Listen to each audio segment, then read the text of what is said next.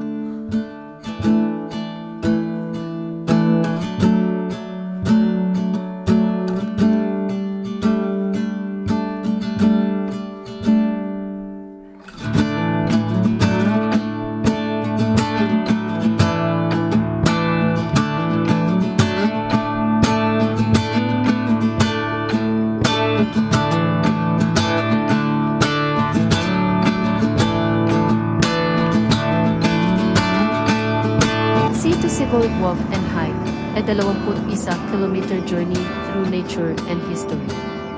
Population proper, Gingoog City. Our journey begins in the bustling center of population proper, Gingoog City. As we lace up our hiking boots and adjust our backpacks, the early morning sun casts a golden hue over the town, promising a day of adventure. The first few kilometers are a gentle ascent, allowing us to ease into the aquaticum of the hike. The ascent begins. As we leave the town behind, the road begins to steepen. On our right, the imposing silhouette of Mt. Balatucan dominates the horizon. This majestic mountain, located in the eastern Misamis Oriental Province, is known for its steep rise to a long ridge with several peaks. The tallest of these peaks reaches an impressive 2,442 meters, standing as a sentinel over the lush landscape. Mt. Balatucan Splendor. The sight of Mt. Balatucan is awe-inspiring. The mountain is cloaked in dense forests, home to diverse flora and fauna. As we hike, we spot a variety of birds flitting through the trees, their calls creating a symphony of nature. The air is crisp and fresh, filled with the earthy scent of the forest. Mt. Sumagaya and a tragic memory.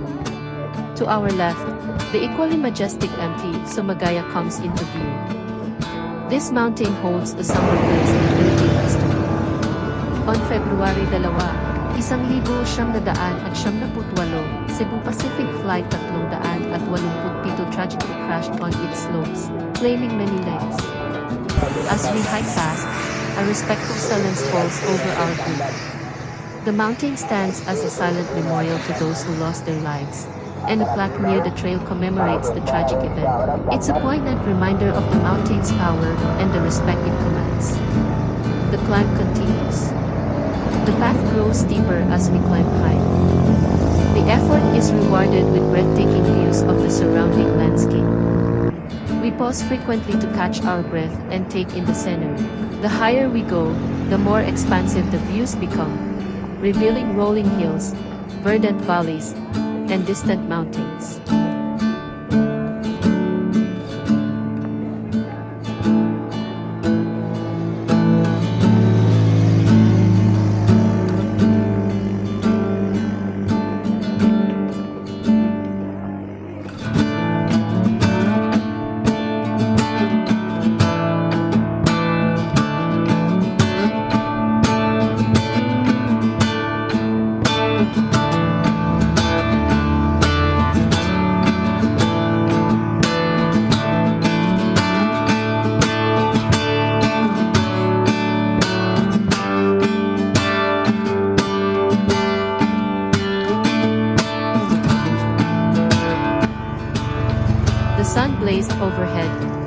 been hiking for hours, each step more arduous than the last.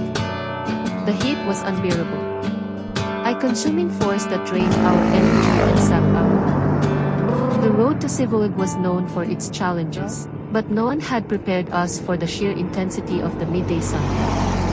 By the time we reached the 11-kilometer mark, the heat had become all-consuming. Our water flasks were nearly empty, and the dry, arid air seemed to suck the moisture from our bodies with every breath. The once lively conversation had dwindled to sporadic grunts and sighs, each of us focused on putting one foot in front of the other. We scanned the landscape, our eyes searching for any respite from the sun's relentless glare. A few hundred meters ahead, a cluster of boulders and scraggly trees offered the promise of shade. With renewed determination, we trudged toward it, our steps quickening at the prospect of relief. As we rested, the conversation turned to the origins of the road and the legend of Civoleg. Minutes later, the sun had begun its slow descent, and the intensity of the heat lessened marginally.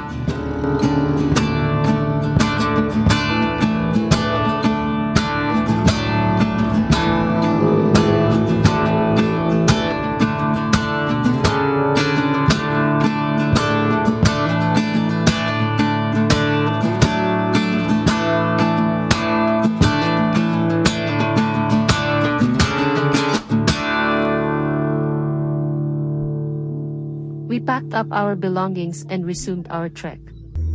The road ahead emanated heat waves, the asphalt shimmering like a mirage in the distance. "Stay close and keep hydrated," Josh reminded to Roz. "We need to pace ourselves." As we walked, the landscape began to change. The arid desert gave way to rolling hills dotted with patches of green. Despite the heat, the beauty of the surroundings was undeniable. The Escalade was a brilliant blue, unmarred in the clouds, and the distant mountains loomed majestically on the horizon. With each step, Civoleg drew closer. The anticipation of reaching our destination kept us going, even as fatigue set in. The road seemed endless, a ribbon of heat, and dust stretching out before us. But we pressed on, driven by a collective determination to conquer. As the sun was high in the ascent, casting shadows across the landscape,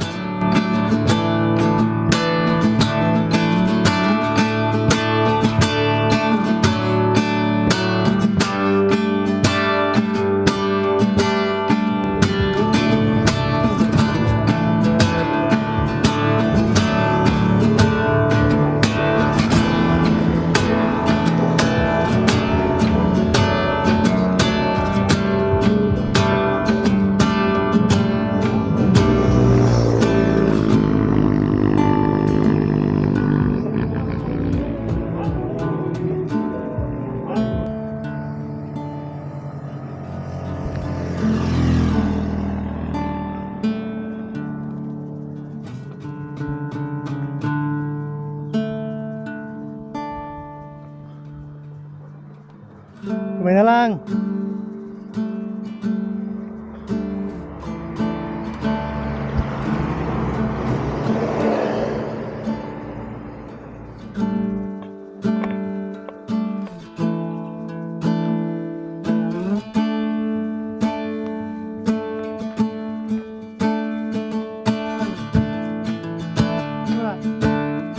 Ha?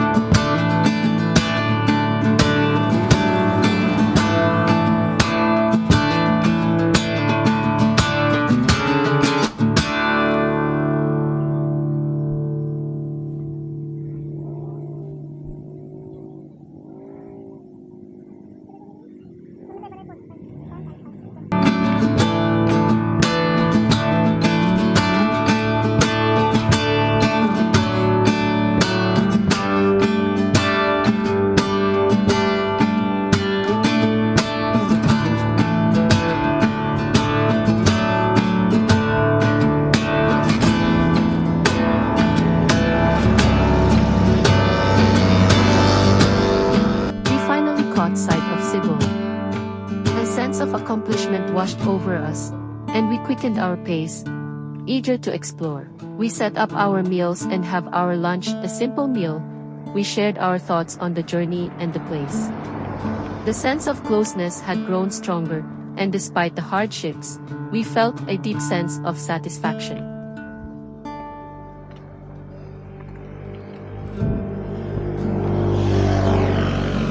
Ketong Lad Mountain Range. Mountain Range, Ketong Lad. The road to Civoleg had tested our limits, but it had also brought us together, forging bonds that would last long after the journey ended.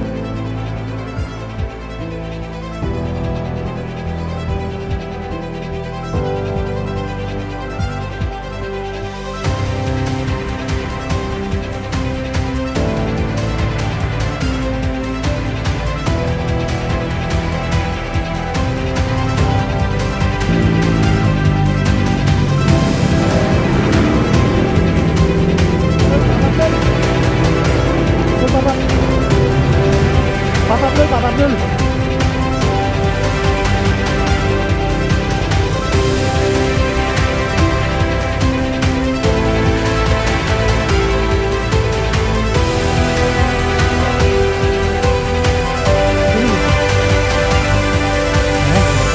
Arrival at Sitio Civoleg, Barangay Lunota. Ano ba yan? After several Ito, hours of Pinya. hiking, we finally reached Sitio Civoleg in Barangay Lunota. Pwede. Nestled at an Ula. elevation of 1,176 meters, this quaint village offers a serene respite from the climb. The villagers greet us warmly, their smiles as bright as the sun overhead. We take a well-deserved break, enjoying a meal of local delicacies and refreshing drinks.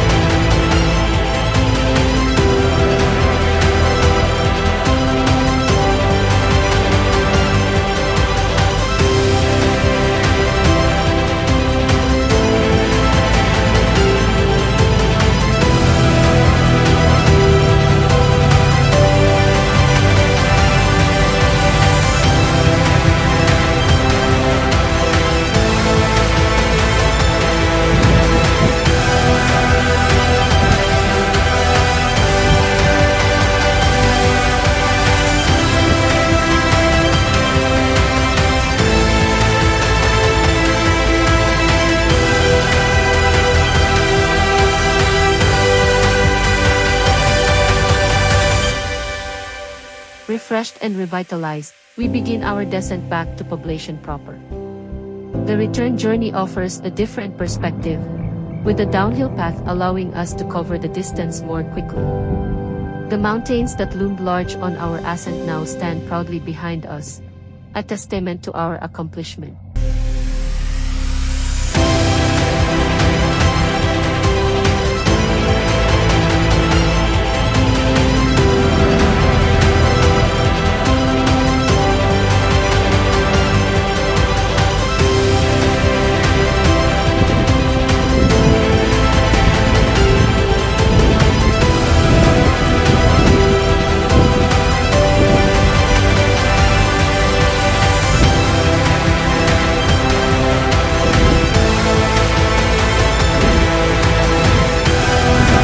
The crisp mountain air filled Josh and Rose's lungs as they stood atop the peak, their breaths synchronized with the contagion of nature. After days of arduous trekking, their bodies replenished with proper nutrition and hydration, they were ready for the downhill journey home to Gingoog City proper. As they glanced at each other, a silent understanding passed between them. They had forged a bond stronger than the road they had traversed, a bond born of shared challenges and triumphs. With a nod and a smile, they set off, their footsteps echoing against the concrete roads. With each stride, they felt a surge of renewed energy coursing through their veins. The downhill descent seemed to invigorate them, their muscles responding eagerly to the familiar pull of gravity. Below, the city awaited, its concrete jungle bustling with life. Trucks rumbled past, their engines growling like beasts of burden. Cars zipped by in a blur of metal and glass, their occupants oblivious to the two figures making their way down from the mountain.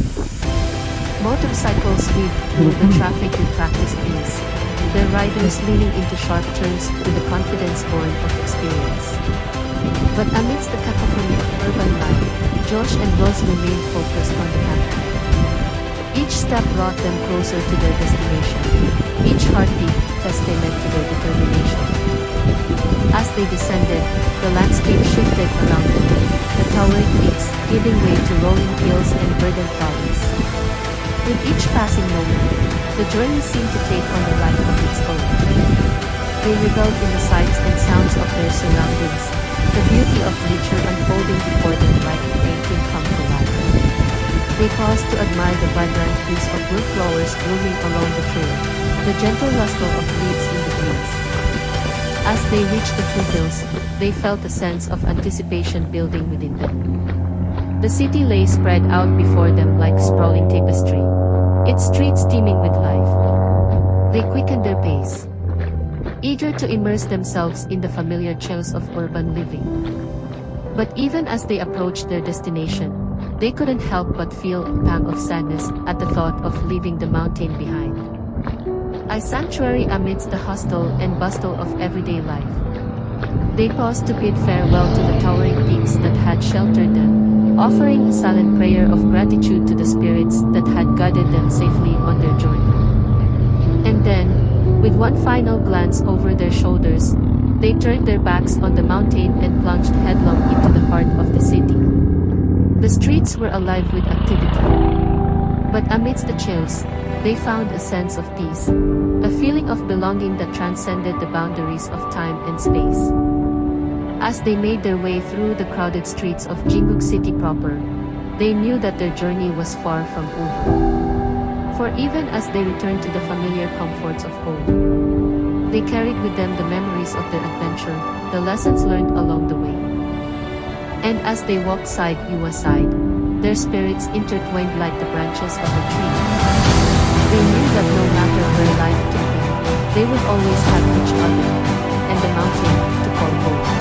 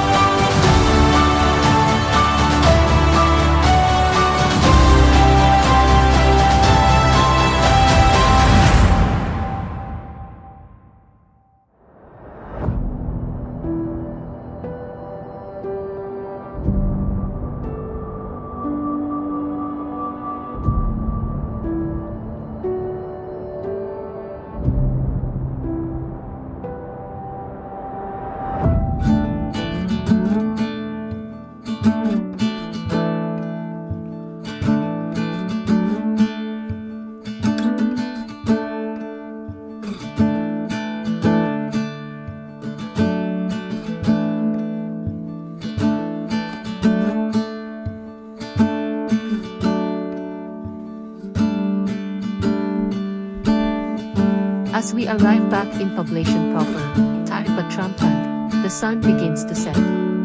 The journey has taken us 42 kilometers through some of the most stunning and historically significant landscapes in Misamis Oriental. We have walked in the shadow of great mountains, honored the memory of a tragic event, and experienced the incredible beauty of nature. The Civoleg walk and hike is more than just a physical challenge. It's a journey through history, nature,